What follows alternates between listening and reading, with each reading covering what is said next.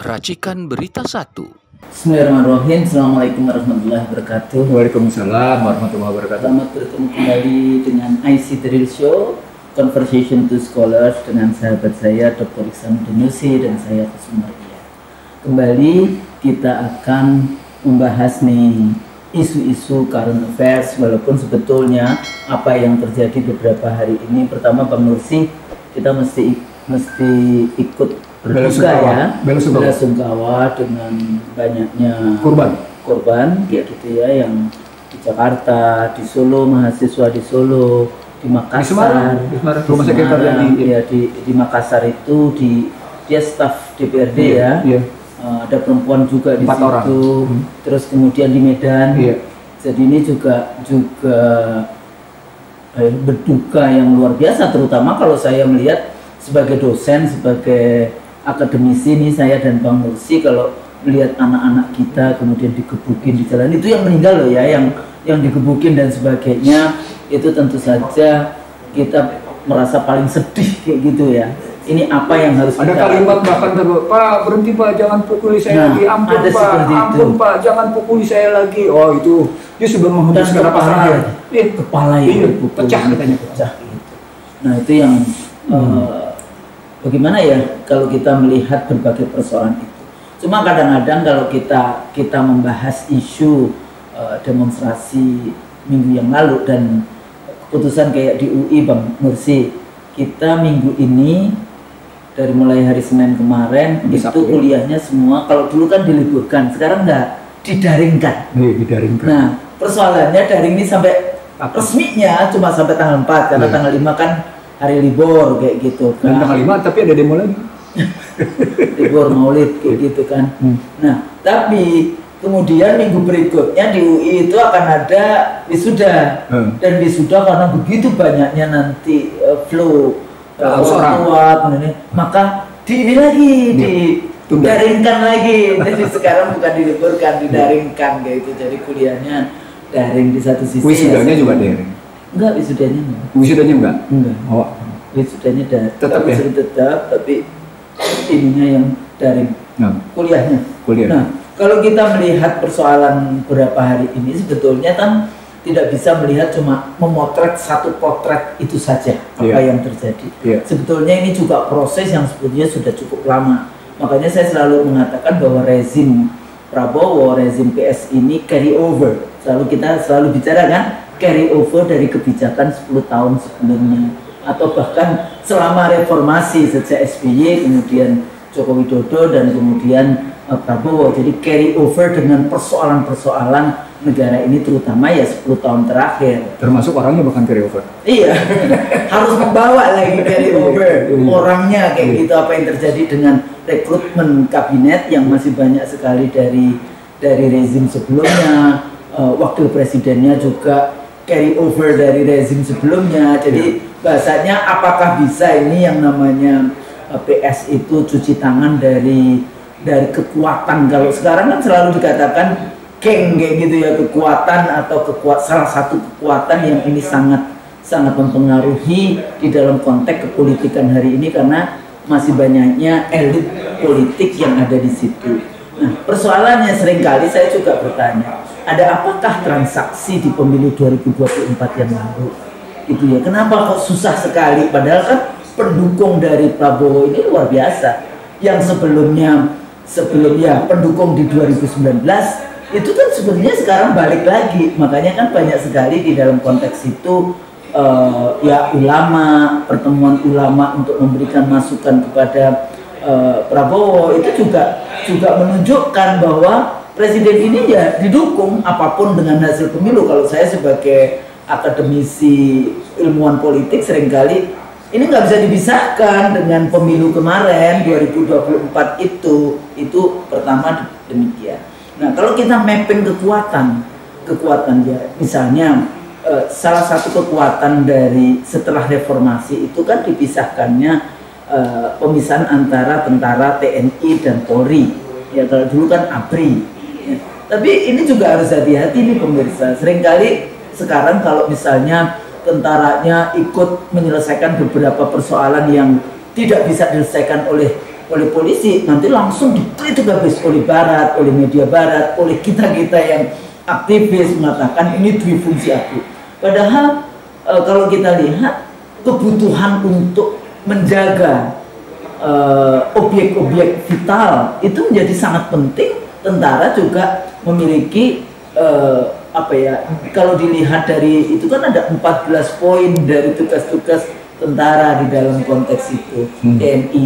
Ya, jadi ada 14 poin, yang duanya yang baru urusan benar-benar urusan kekuatan. Yang ketiga apa? Policy, kebijakan.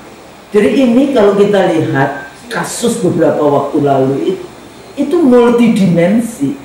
Ya, siapa yang paling diuntungkan? Seperti bahasa saya, ini sepertinya kan gerakan tanpa bentuk. Kita tahu siapa dalangnya, tapi kita tidak bisa menunjuk secara langsung karena leadershipnya nggak terlihat di situ kayak gitu kan. Tapi karena ada kekecewaan masyarakat terhadap elit politik, nah ini bersatu jadinya. Nah makanya kayak misalnya mahasiswa akhirnya turun di satu sisi bagus ikut berbuka, tapi tuntutannya apa?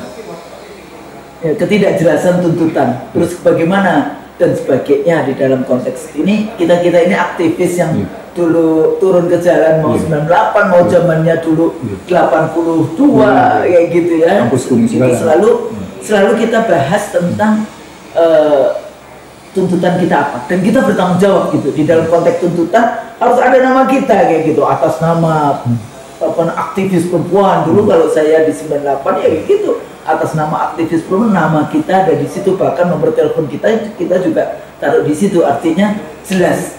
Seperti kalau Bang Nursing melihat apa yang terjadi gitu ya, walaupun kita tidak meniru itu, kekerasan misalnya IRA-nya di Inggris misalnya. Kalau setelah terjadi pemboman kan pasti akan ada ngomong itu adalah tanggung jawab kami yang kayak gitu ya. Artinya tapi bukan dengan kekerasan. Saya selalu ingatkan mahasiswa yang turun ke jalan di kelas-kelas gitu, saya katakan satu, nggak boleh vandalisme, ya, nggak boleh yang namanya merusak itu mobil, barang-barang publik ya, pribadi. Karena itu bukan milik yang namanya polisi. Mobil polisi bukan milik polisi, mobil tentara bukan milik tentara, ya, tapi itu semua uang rakyat.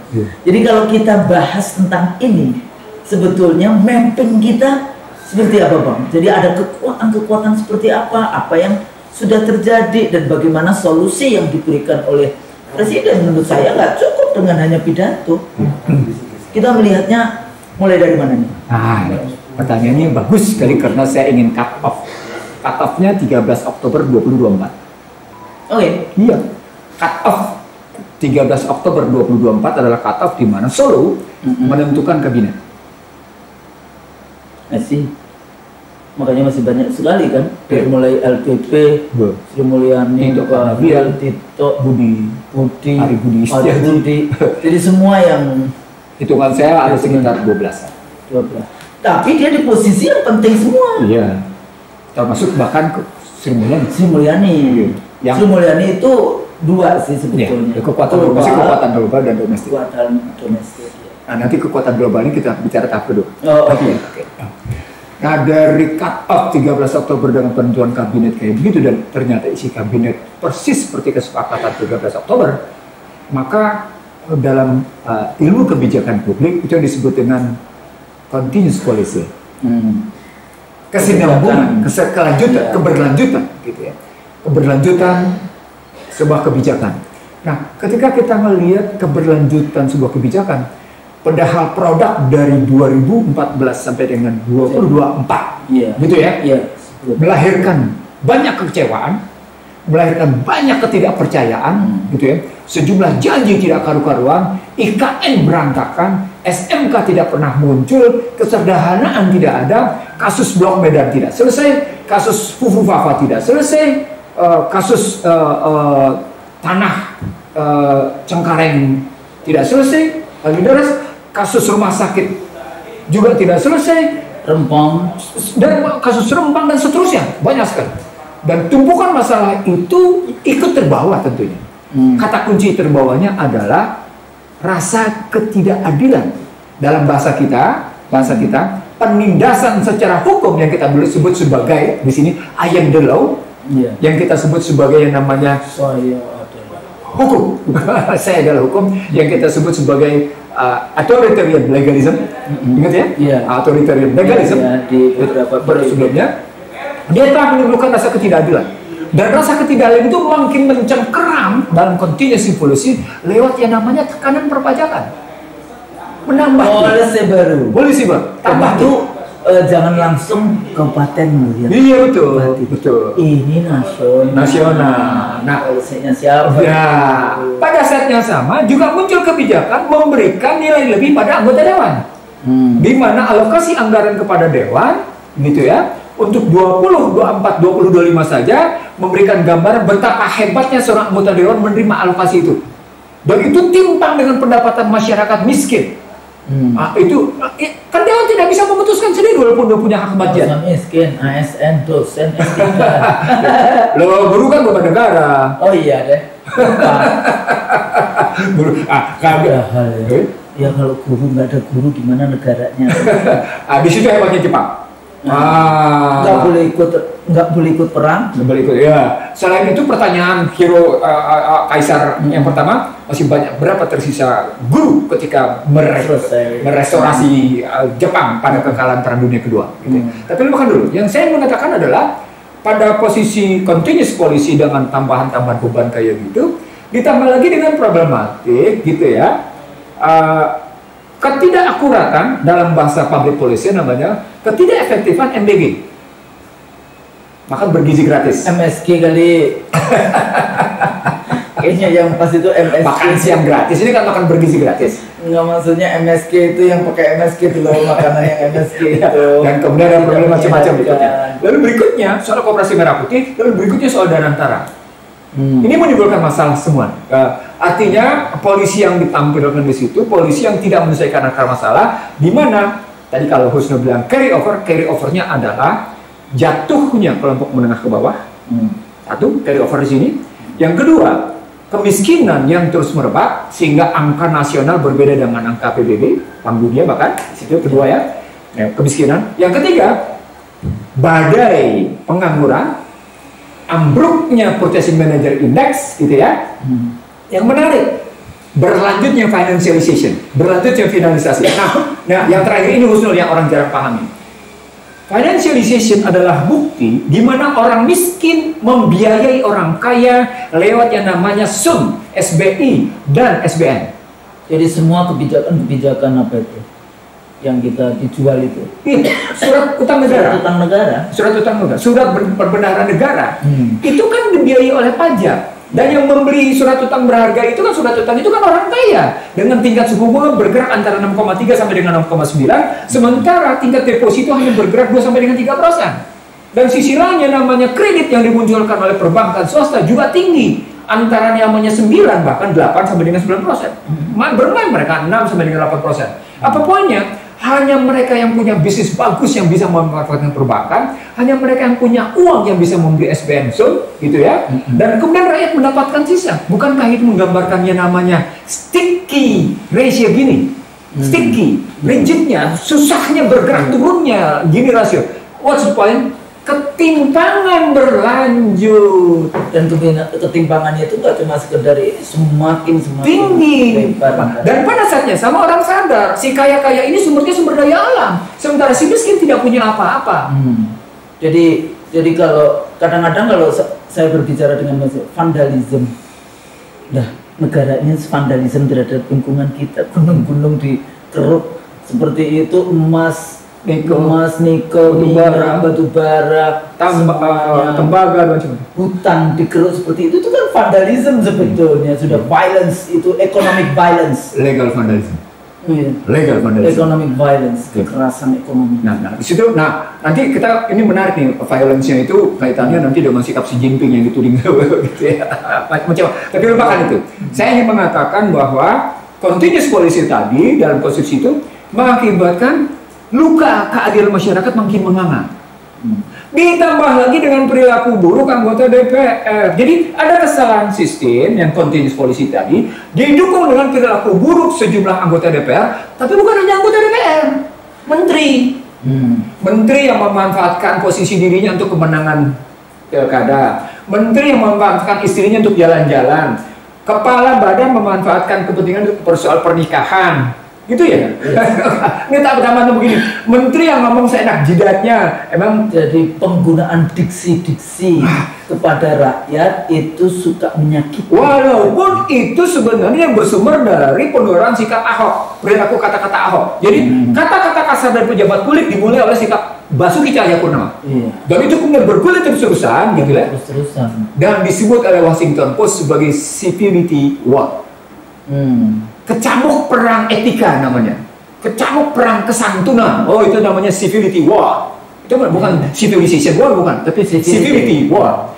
Kecamuk perang kesantunan, kecamuk perang etika. Diksi. Makanya sebetulnya menjadi politisi itu salah satu yang penting itu kan komunikasi politik. Iya. Bahkan seringkali kita itu kan mengutip yang namanya statement dari politisi yang kita sebut chosen words. Iya. Jadi seorang politisi itu dia kalimat-kalimat yang dikeluarkan itu mestinya kalimat-kalimat yang bahkan itu dipilih dengan baik dan akhirnya itu menjadi bagian penting yang biasanya diingat oleh masyarakatnya. Itu artinya politisi tadi aset negara. Aset negara. Kalau ini beban negara.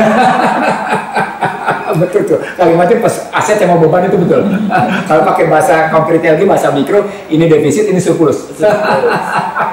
Beban negara. Defisit negarawan, defisit statesmanship, Yeah. gitu, surplus tadi para pengkhianat, para mesti begitu. Nah, kita terusin sekarang. Civility war. Civility war. Nah, dari civility war itu dia tergambar bahwa ada problem sistem yang seperti Yusno bilang tadi, juga ada problem perilaku. Bertumbuh dia menjadi satu dan tidak ada jalur penyelesaian, tidak ada kanal penyelesaian. Itulah yang sesungguhnya dipantik oleh kalangan-kalangan tertentu untuk memprotes Prabowo Subianto, untuk memprotes Prabowo Subianto sebagai "Hei Jenderal," gitu ya.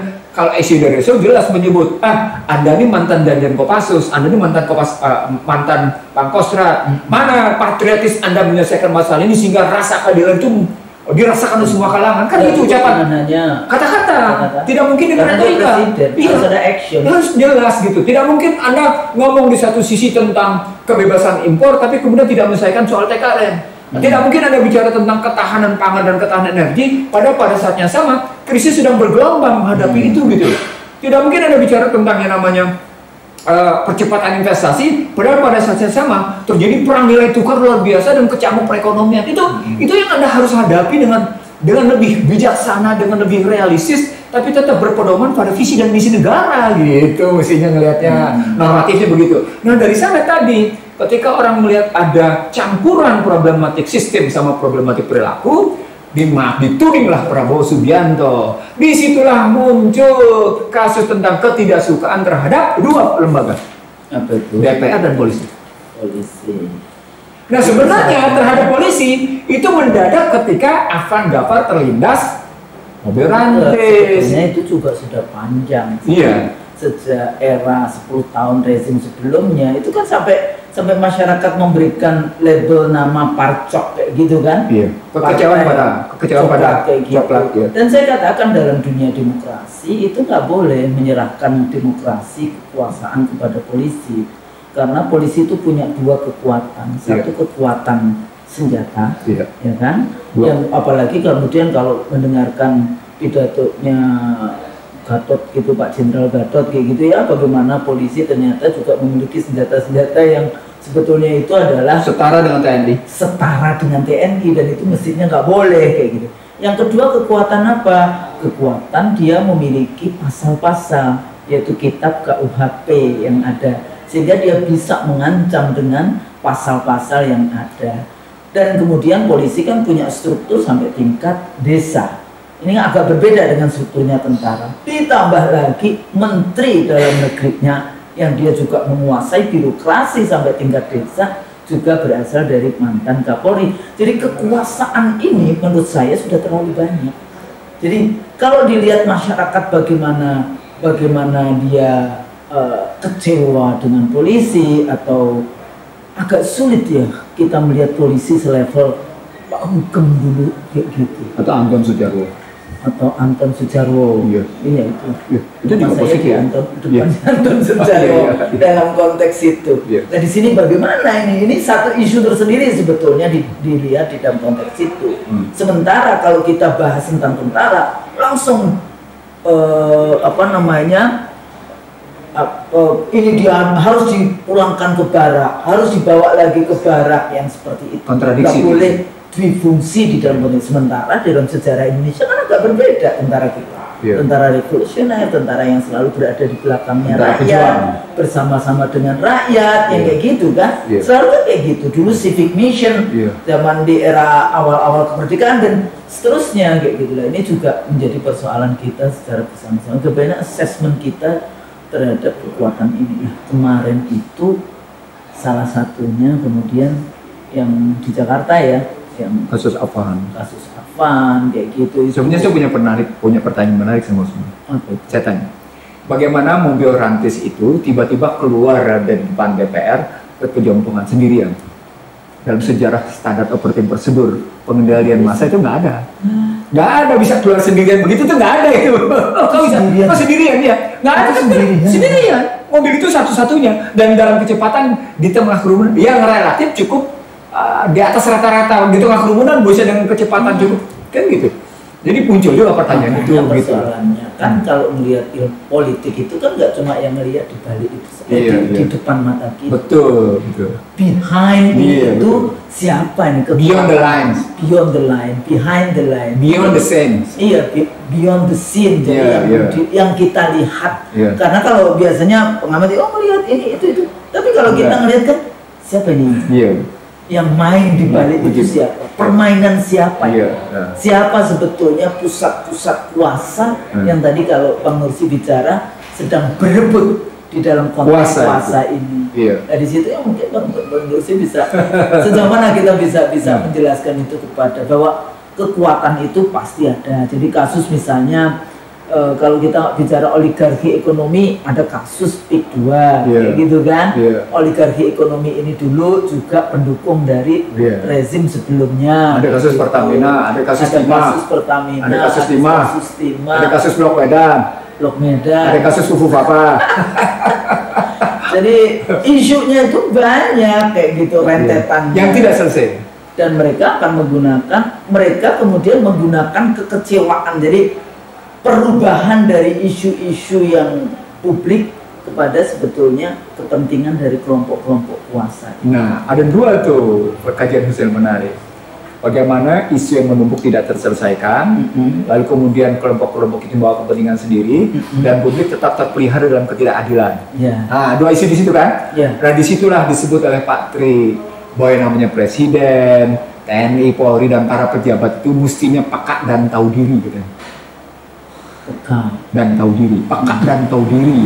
Kenapa sampai ngomong begitu? Karena saya bilang sama Patri, kalau kita melihat situasi sekarang, mestinya kita tetap merujuk pada alinea 3 pembukaan Surat 5, paragraf 3. Berkat rahmat Allah yang Maha Kuasa dan didorongkan oleh keinginan luhur. Itu artinya dari mulai presiden sampai dengan ke bawah belum tentu pegang sumpah. Karena dia harus didorongkan oleh keinginan luhur. Didorongkan dari artinya aktif dia mendorong dirinya untuk menegakkan keinginan luhurnya dengan tidak melupakan soal kekuasaan yang Maha Kuasa.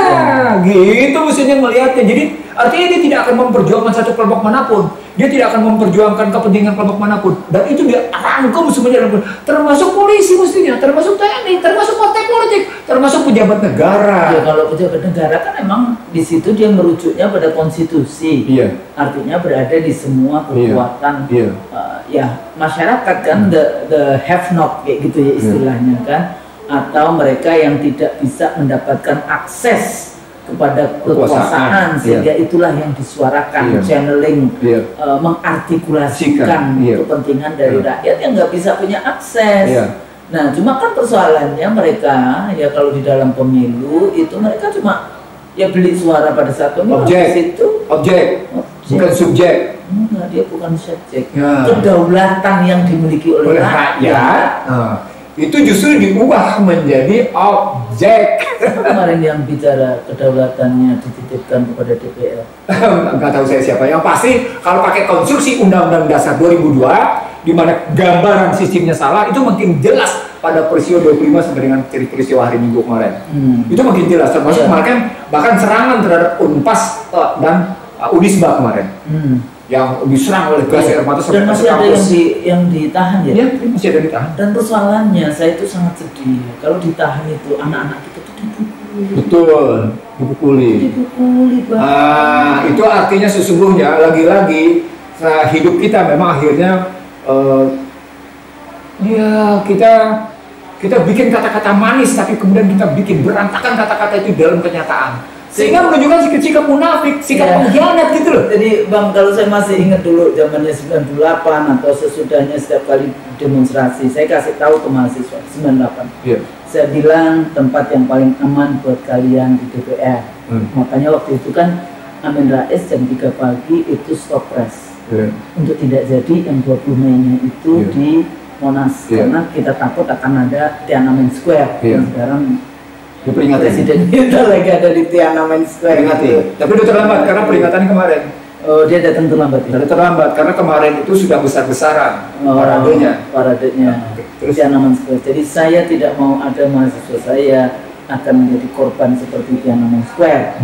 Tapi pada saat itu dengan mahasiswa saya bilang, Anda nggak usah keluar DPR. Pada saat ada tank, ada mobil polisi, ada mobil tentara, yang itu kalau melindas kalian akan mati, maka kalian lari ke dalam gedung. Jadi saya kasih tahu kayak gitu. Karena nggak ada itu, kalau Anda dilindas ya mati kayak gitu ya. Dalam konteks itu, jadi Anda harus masuk ke gedung. Nggak usah ini, karena kalian ini bukan tentara. Kalian adalah mahasiswa yang kemudian menuntut supaya suaranya itu didengar.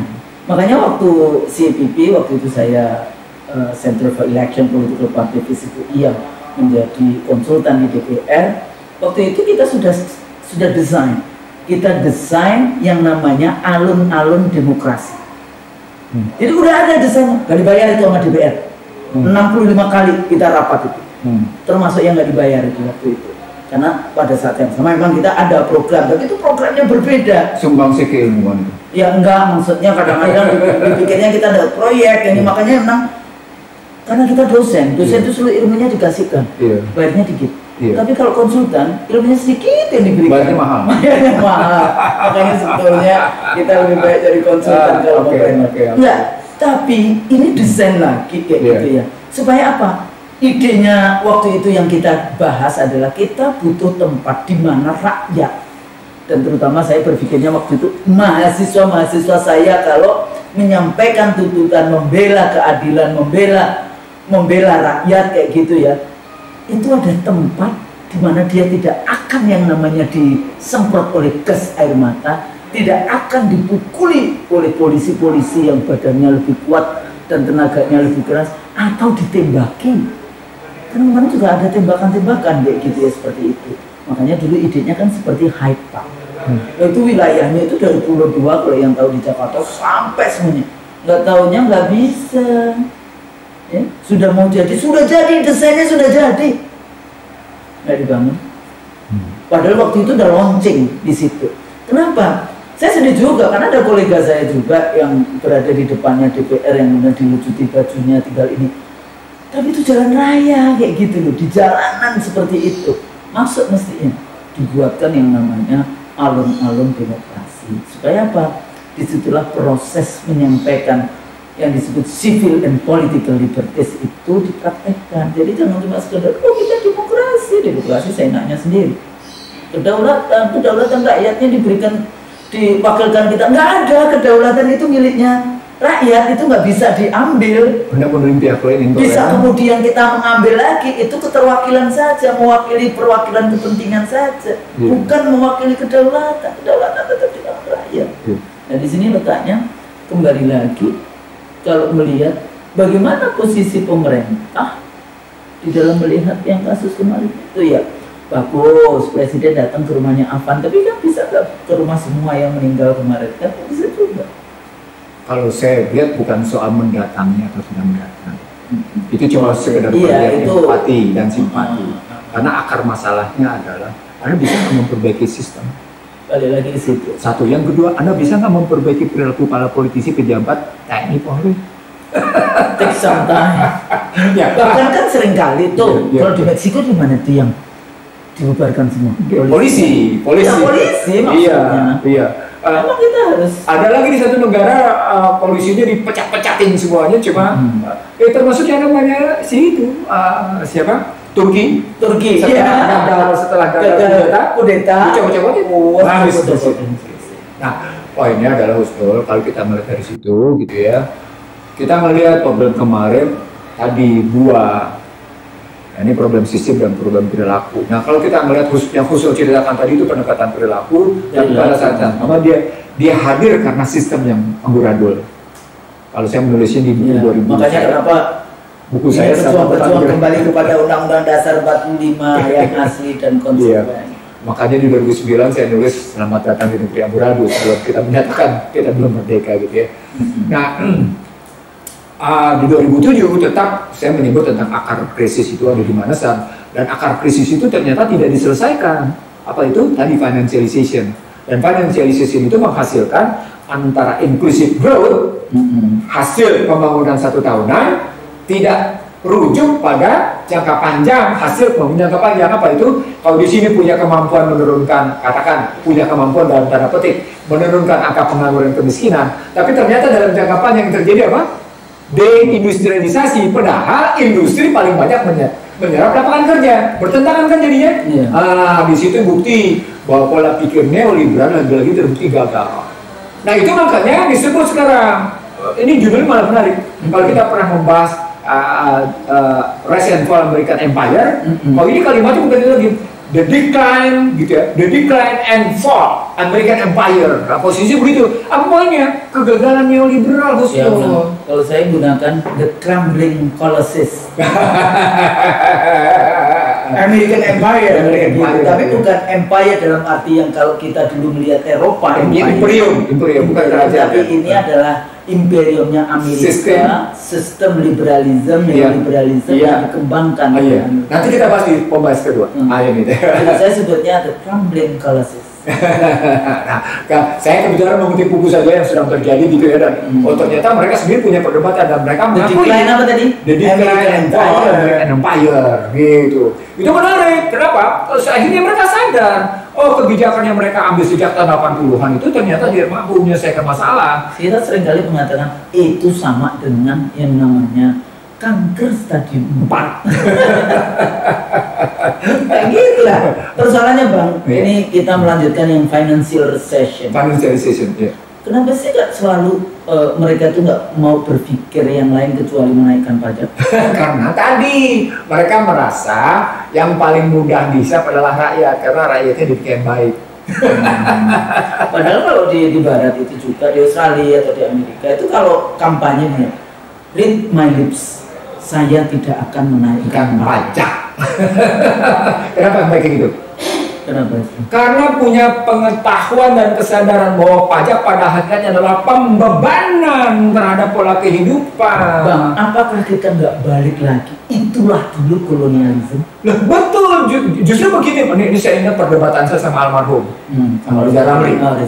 Kami berdebat satu hari berdua di ruang kerjanya dia.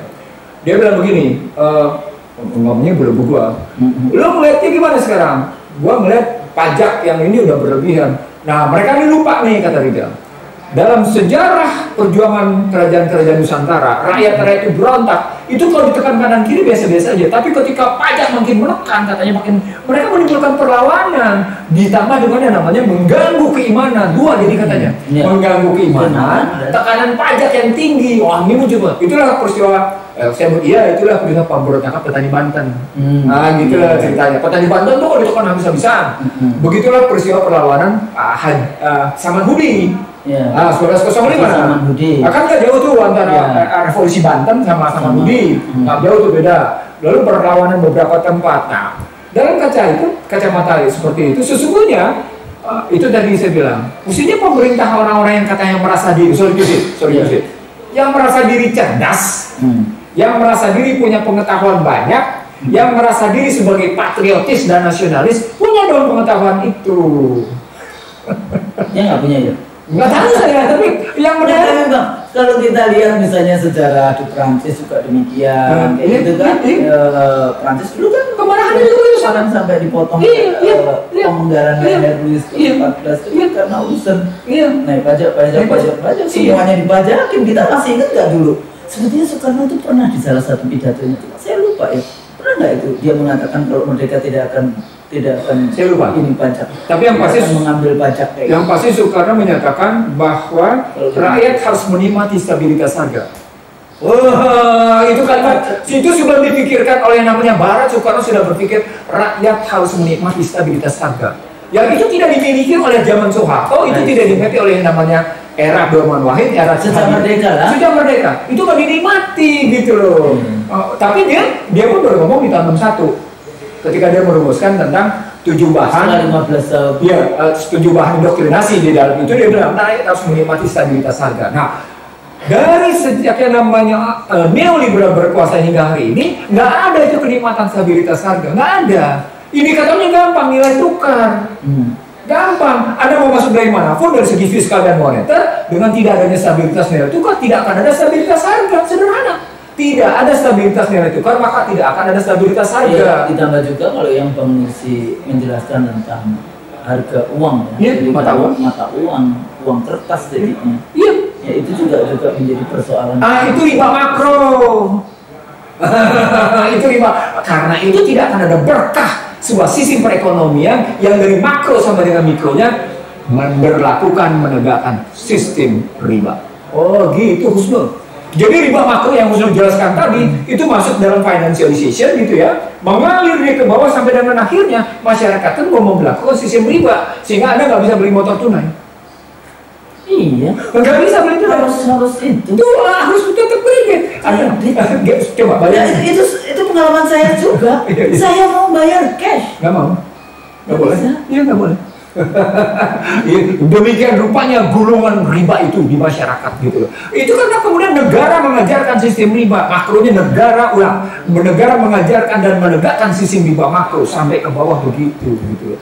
Jadi kemudian ini menggambarkan bahwa sistem dan perilaku itu sudah sampai pada posisi Allah dan Rasulnya akan memerangi. Dan ternyata betul kejadiannya begini. Jadi kalau dalam pendekatan spiritual harus dimasukkan di dalam konteks itu karena ini materialisme. Anda meninggalkan yang namanya spiritualisme. Financialism itu penjelasan logika rasional. Tapi ketika kita tarik dalam logika spiritual, terbukti. Ketika kita tarik dalam logika empirikal juga terbukti. Mana buktinya? Loh, Amerika buktinya 1980 hingga sekarang berantakan. Uni Eropa berantakan. Neoliberal semua total. Gak karu-karuan sampai akhirnya mereka menyatakan the decline and fall American Empire. Sampai mereka menyatakan memang kami gagal. Itu para petingginya, para pemikirnya maksudnya yang menyatakan begitu. Sehingga diperlukan satu new world order, satu tatanan dunia baru yang betul-betul mengatasi kemelut yang mereka lahirkan sendiri gitu. Nah ini yang saya sebut sebagai betapa para petinggi di Indonesia, para teknokrat di Indonesia, pindah lagi, para akademisi di hampir seluruh perguruan tinggi di Indonesia tidak menyadari kesalahan sistem ini. Mereka selalu mengatakan bahwa apa yang teori-teori yang kita pelajari, yang diajarkan pula di kampus-kampus, liberalisme, materialisme yang kayak gitu-gitu itu universal. Negara, state itu universal. Demokrasi itu padahal itu semuanya adalah persoalan-persoalan penyelesaian masalah di Eropa, bahkan bukan Amerika ya. Amerika cuma mengambil berikutnya, tapi di Eropa Barat. Nah ini kan mestinya kita harus untuk lebih digging lagi gitu ya, dikonstruk lagi bahwa ada sistem-sistem yang lain ya, seperti yang kalau di Islam kan kita balik lagi tidak hanya cuma di dunia tapi juga nanti di akhirat kita di akhirat. It's not only just in this world experience tapi beyond life nantinya seperti apa, sehingga kita kalau tadi bahas tentang tingkah laku akan menjadi berbeda. Jadi kalau ceritanya balik-baliknya lagi ke perilaku yang kayak gitu, sesungguhnya dia tergambar masyarakat kecewa dengan korupsi yang tidak terasasi, masyarakat kecewa dengan gaya hidup elit yang demikian megah, bahkan kalau dibandingin alokasi anggaran DPR dibagi ke 580, demikian tingginya tunjangan untuk anggota DPR gitu ya. Ditambah lagi dengan problematik konflik di beberapa tadi yang ternyata 13 Oktober itu berdampak pada friksi di kekuasaan internal yang saya Jadi bilang. itu tertulis nggak sih sebetulnya tanggal 13 Oktober penentuan ini itu sebetulnya kenapa sih kok begitu takutnya rezim ini? Kalau begitu pertanyaan kenapa takut, tentu ada masalah bawaan. Masalah bawaan yang tidak ada masalah bawaan tertentu. Jadi saling sandra. Ya, memang politik saling sandra. Politik saling sandra. Politik saling sandra. Jadi konflik internalnya juga terjadi. Keinginan untuk menunjuk bahwa saya memegang amanah rakyat, demi Allah saya akan menjalankan amanah rakyat. Itu hanya mungkin terjadi kalau Anda tidak punya beban politik. Iya. Anda tidak punya sama sekali masalah bawaan. Gitu. Bukan beban politik yang ini maksudnya semuanya beban politik kalau Anda jadi pemimpin, tapi maksudnya Anda nggak punya masalah bawaan itu tadi. Yang tidak mungkin memberi pulang untuk disandera, maksud saya. Jadi makanya semuanya kayak gitu ya, semua langkah. Makanya kalau kita lihat apa kayak menari di DPR, sebenarnya bukan itu, masalahnya itu bukan di situ, tapi karena dia menjadi simbol sikap-sikap yang akhirnya membuat kekecewaan rakyat itu ya dia akan jadi simbol juga. Di situ ketika simbol-simbol itu dimasalahkan, balik-balik lagi, akhirnya kata kuncinya persoalan rekrutmen. Karena hasil rekrutmen itu menyatakan simbol, Husnul. Iya, betul. Ya kan, hasil rekrutmen. Nah, ketika bicara rekrutmen, Anda punya ukuran apa? Merekrut orang yang tidak punya keahlian tapi duduk di tempat-tempat tertentu yang strategis. Anda kenapa mesti merekrut orang yang tidak punya prestasi apa-apa tapi malah duduk? Misalnya satu partai tertentu yang tidak punya gambaran prestasi di masyarakat tapi banyak benar duduk di kabinet, gitu loh misalnya. Aneh kan? Aneh. Juga duduk banyak di namanya di komisaris, aneh gitu. Ini mau kemana sebenarnya gitu? Saya beberapa waktu lalu itu bertanya, apa sih komisaris? Ternyata kalau jadi komisaris seperti Bank Mandiri, itu yang namanya bonus itu apa? Itu bahasa Cina ya? Bahasa Belanda. Tantiem itu bahasa Belanda. Bonus lah namanya bonus.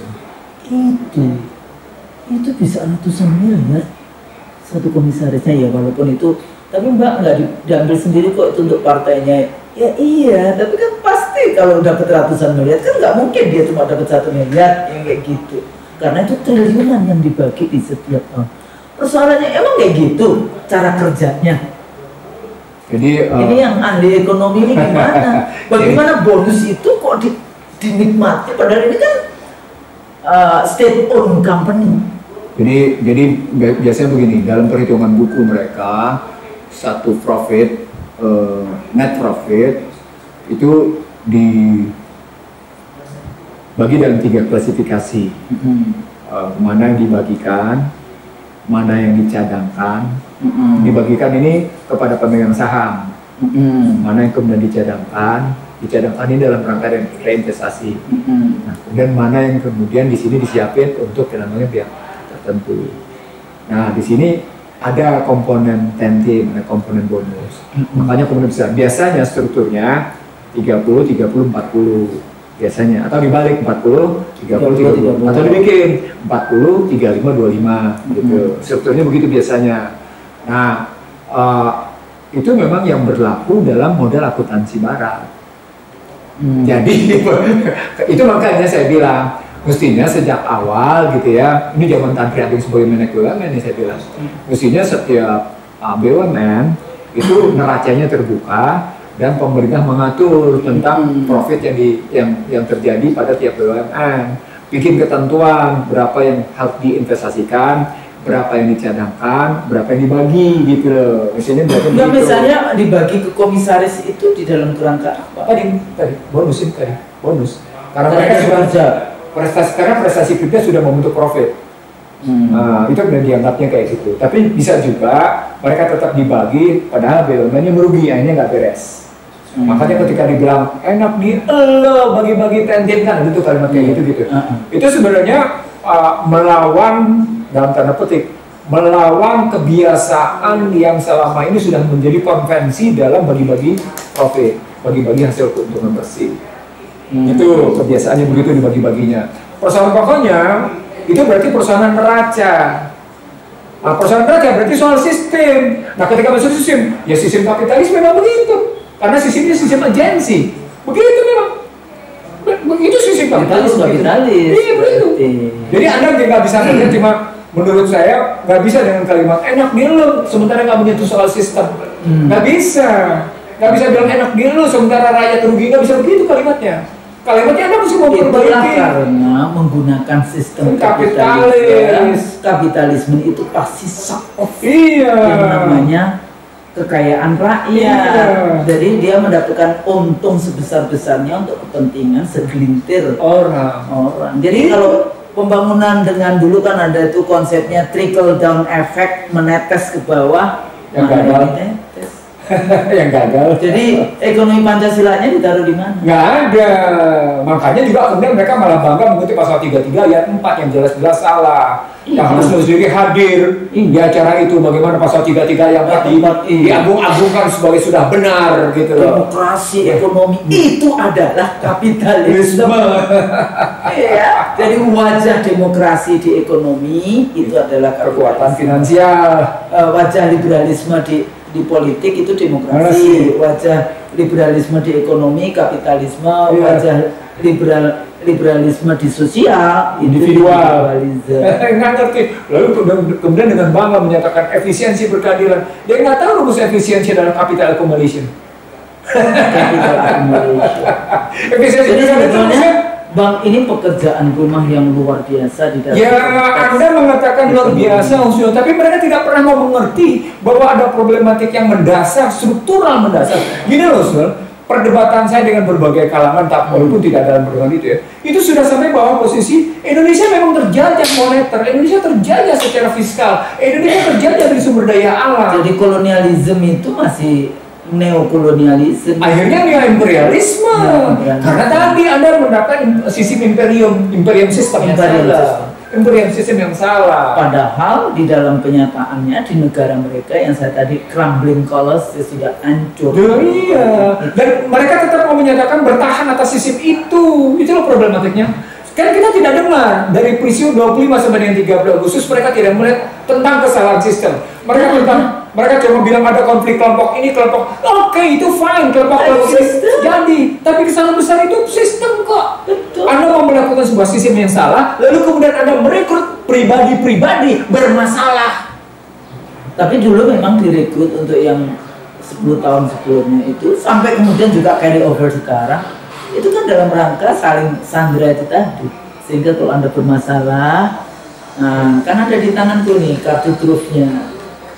Berarti kuadran negatif semua, Usul. Negatif, memang ada positif. Nah, yang mana coba kalau kita mau sisir satu persatu, yang mana yang positif? Jadi kalau kuadran analisisnya dibikin, itu semuanya negatif. Kalau semuanya negatif, ya Allah, itu jadi beban bagi masyarakat. Maka kata-kata rakyat dalam pembentukan undang-undang nggak ada. Kayak ini, Sekretaris Umum PP Muhammadiyah, yang sekarang menjadi Menteri Pendidikan, SD sampai SMA.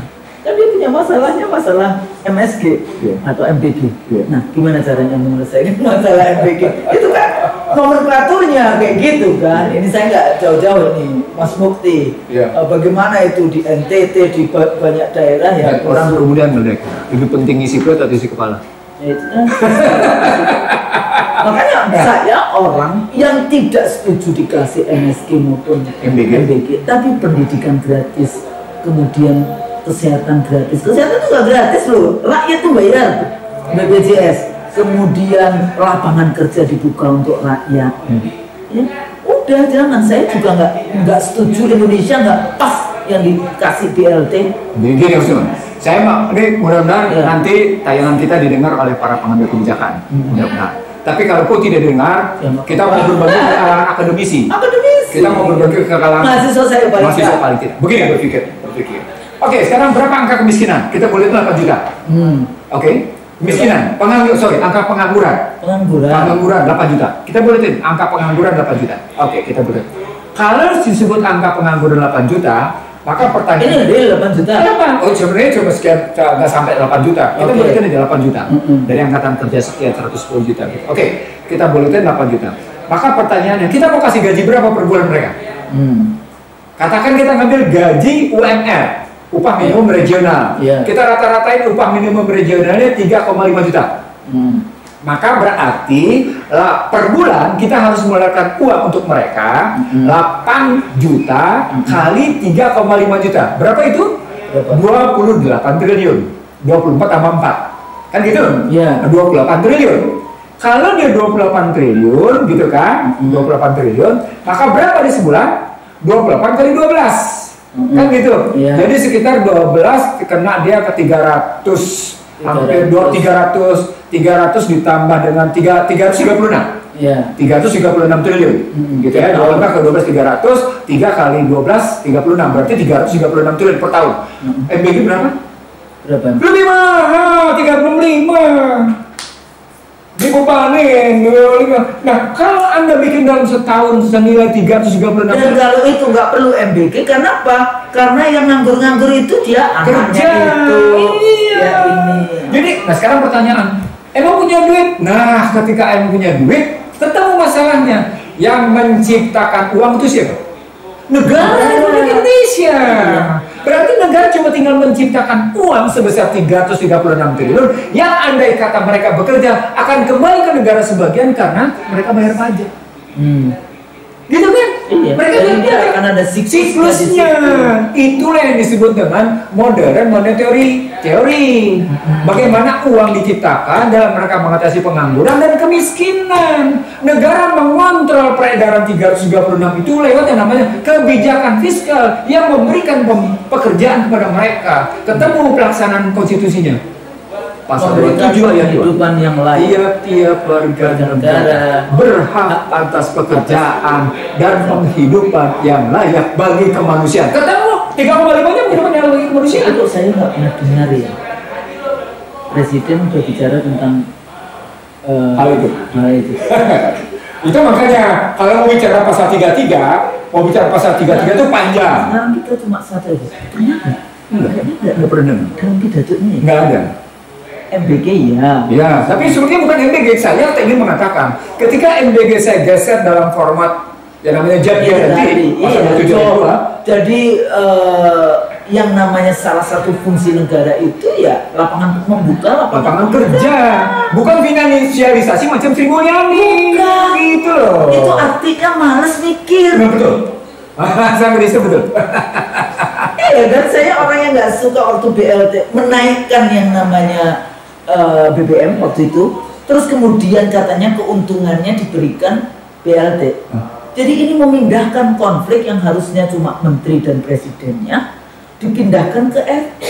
Sehingga banyak sekali Pak RT-nya masuk penjara. Itu perintah bangunan. Lagi-lagi kita berdaulat enggak? Itu perintah bangunan dan itu diperjanjikan. Itu ada yang lucu tuh. Katanya Sri Mulyani jadi SPG-nya sama IMF tapi itu ada videonya Bang Nursi. Iya. Bang Nursi karena menyebut Sri Mulyani gitu ya. Jadi Bang Nursi terus siapa aja, terus terakhir itu ada yang mengatakan SPG-nya. Saya bilang SPG, saya dulu SPG soalnya sekolah pendidikan guru, cuma beda dengan SPG yang ini. Jadi gimana Bang? Oke. Nah sekarang kalau lagi dalam pesan kita cerita fenomena kemarin 25 sampai dengan 30 Agustus kemarin, sadarilah itu fenomena kesalahan sistem, kesalahan perilaku politik. Tadi sebetulnya sejak reformasi sih. Enggak salah juga. Sudah pasti enggak. Cuma ingin yang saya sampaikan, kalau Anda tidak sadar bahwa demo selama 5 hari demikian rupa menghasilkan kurban luar biasa, kurban secara materi dan material, obyek-obyek vital gedung DPRD dengan beberapa stafnya meninggal, kemudian ya kendaraan-kendaraan yang paling parah satu krisis kepercayaan. Dan itu krisis kepercayaan. Dan langsung loh itu yang namanya breaking news di Australia, gitu, breaking news media di internasional ya. Itu pasti krisis kepercayaan. Nah, kalau Prabowo menyatakan bahwa dia ingin kembali meningkatkan kepercayaan publik, tadi dia munculkan problem hukum. Dia tegakkan. Jadi berbagai kasus hukum yang tertunda-tunda dia selesaikan, gitu. Ini fenomenanya mesti kita sadorin. Soal korupsi, soal macam-macam, soal hukum, gitu ya. Lalu kemudian ini juga susah banget ini lucu-lucu. Aduh, the real corruptornya itu masih keliaran di mana-mana. betul. Nah, jadi koruptor sejatinya itu masih di mana-mana. Dan itu dan membiayai semua itu juga. Aduh. Jadi soal itu hentikan kriminalisasi terhadap teman-teman yang bersuara untuk kepentingan publik. Gitu di situ. Jadi hentikan kriminalisasi. Anda jangan menggunakan undang-undang ITE dalam rangka ujaran kebencian. Itu yang saya katakan, kalau mengaku sebagai demokratis itu ada civil and political liberties. Iya. Kebebasan sipil dan politik, kebebasan menyatakan pendapat. Itu kalau kita percaya dengan demokrasi. Nah, karena kita itu punya demokrasi. Karena itu berbeda pendapat. Karena itu berhenti mempertontonkan kata-kata kasar. Pilihan diksi. Iya, pilihan diksi yang benar. Jangan diksi-diksinya itu menyakiti. Dasmu itu kasar. Dasmu, polong, macam-macam itu. Bahmu. Terus ada juga, tapi ada yang bagus. Karena pajak menurut syariah, gitu kan? Ada hartanya orang yang kaya itu ada sebagian harta orang miskin. Apa tuh? Sebenarnya Iya, saya tahu, ngerti. Ya, maksudnya kamu mau mengubah, boleh sih kalau mau mengubah sistem menjadi sistem syariah. Tapi jangan tanggung. Jangan tanggung. Kalau menjadi masih riba. Jadi kalau mau bicara ekonomi Islam, jangan cuma dalam rangka infaknya yang mau diambil, sebentar sisipnya dilepeh. Nggak boleh begitu dong. Nggak boleh begitu. Jadi itu tadi Usnul. Jadi tegakkan hukum. Tumbuhkan keyakinan pada publik bahwa pemerintah betul-betul memburu tegaknya rasa keadilan. Nah itu hanya terjadi melalui satu mekanisme yang saya bangun begini Usnul, mekanismenya. Munculkan rasa persatuan masyarakat. Kalau kata kuncinya persatuan Indonesia, maka berhenti model liberal yang tidak terkendali ini. Ulang, berhenti model liberal yang tidak terkendali. Karena kita memburu persatuan Indonesia. Persatuan Indonesia kita kejar dalam rangka kemanusiaan yang adil dan beradab. Kemanusiaan yang adil dan beradab kita kejar dalam rangka kerakyatan yang dipimpin oleh hikmah kebijaksanaan dalam musyawarah dan perwakilan. Dan itu ditegakkan dalam rasa keadilan hanya bisa terjadi jika Anda sungguh-sungguh menjadi manusia beragama berbasis pada berdasar pada ketuhanan yang Maha Esa dengan 5 tugas besar seperti yang kita bilang sekian tahun lalu. Membebaskan ketertindasan, membebaskan kebodohan, membebaskan kemiskinan, membebaskan ketimpangan, membebaskan kehinaan pada masyarakat. Wah, baru jadi penggunaan diksi yang menyakiti. Sehingga masyarakat nggak berpikir panjang sistemnya itu, yang berpikir sistem ya kita scholars, Anda sebagai pejabat dan sebagainya. Masyarakat kalau dia sakit hati ya udah dikeluarkan, itulah sakit hatinya, makanya tumpang tindih dalam persoalan. Terus kalau Husnul ditanya, memang Anda punya konsep menyelesaikan masalah? Husnul jawabnya apa kira-kira? Husnul jawabnya apa kira-kira? Kan kita dari dulu ikutin aja. Ikutin aja sekarang sudah sebagai menyelesaikan masalah.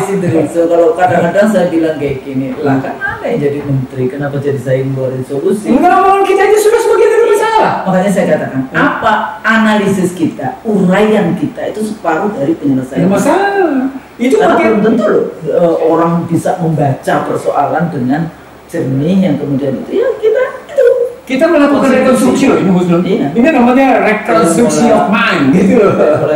Rekonstruksi of view. Tingkah laku. Yang dan kalau kita mau terus putih, kita boleh bilang, boleh juga kita punya kok. Boleh juga kita punya kok, nggak takut kita.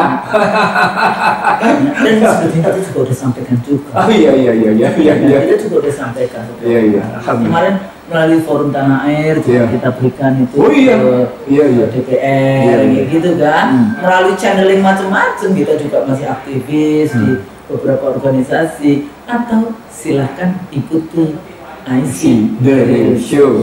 Kajian-kajian kita adalah salah satu dari uraian persoalan bangsa dan bagaimana caranya menyelesaikan. Atau kuliah lagi jadi dosennya. Saya pikir itu mudah-mudahan bermanfaat. Kalau salah itu tentunya dari kami berdua dan kita mohon ya, dan kita memaafkan. Yang benar hanya dari Allah. Saya pikir itu mudah-mudahan kita semuanya sehat ya, dan anak-anak kita juga. Sehatnya bukan cuma sekedar sehat ini loh, sehat kolbu juga. Kolbu. Sehat kolbu. Kolbunya sehat apa artinya? Tetap menjaga kejernihan, tetap menghindari yang namanya format saling menyalahkan, saling menuding dan saling memburukan serta menyudutkan. Itu sehat, namanya sehat kolbu. Berhenti yang namanya menghujat, mencaci, memaki, dan kemudian saling menyudutkan. Gitu. Itu bersih kolbu. Itu sehatnya kolbu. Diwujudkan dengan kata-kata yang diksi, Husnul bilang, diksinya diksi yang sehat, diksi yang membangun keyakinan kepada publik. Persatuan Indonesia. Seperti itu. Ya. Assalamualaikum warahmatullahi wabarakatuh. Waalaikumsalam warahmatullahi wabarakatuh.